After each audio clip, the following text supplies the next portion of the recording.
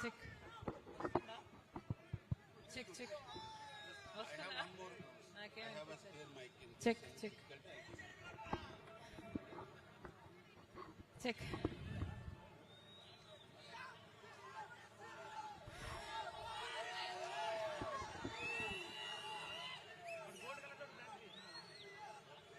బాపట్ల ప్రజలకు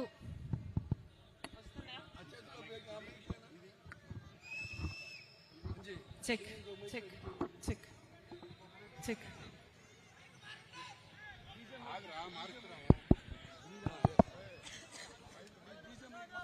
hello check check check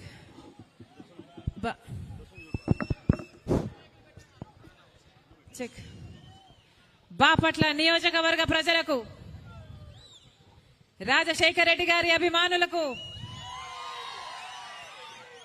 చేరి వచ్చిన ప్రతి అన్నకు, ప్రతి తమ్ముడికి, ప్రతి అక్కకు, ప్రతి చెల్లికి, ప్రతి అమ్మకు, ప్రతి అయ్యకు మీ రాజశేఖర రెడ్డి బిడ్డ మీ వైఎస్ షర్మిలారెడ్డి శిరస్సు వంచి చేతులు జోడించి మనస్ఫూర్తిగా నమస్కరించుకుంటోంది.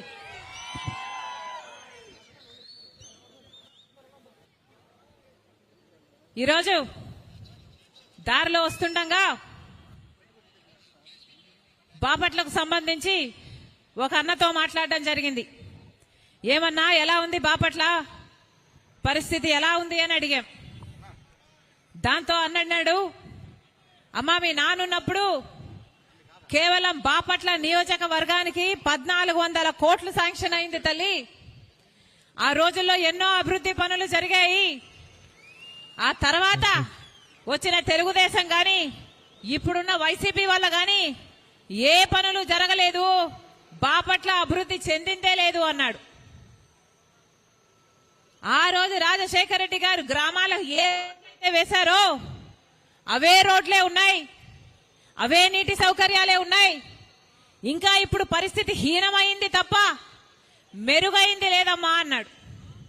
కొన్ని చోట్ల కనీసం తాగడానికి కూడా నీళ్లు లేవు. రాజశేఖర రెడ్డి గారు ఉన్నప్పుడు ఇక్కడ డెల్టా మోడర్నైజేషన్ పనులు రాజశేఖర రెడ్డి గారు మొదలు పెట్టాడు. ఆ పనులన్నీ పూర్తయిపోయింటే మాకు 2 పంటలకు నీళ్లు వచ్చేవి తల్లి.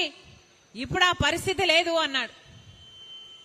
మరి ఇప్పుడున్న ప్రభుత్వం ఏం చేస్తుందన్నా, కట్టలేదా అంటే లేదమ్మా, ఎవరూ పట్టించుకోలేదు. చంద్రబాబు పట్టించుకోలేదు, అటు జగనన్న గారు పట్టించుకోలేదు, ఎవరూ పట్టించుకోలేదు.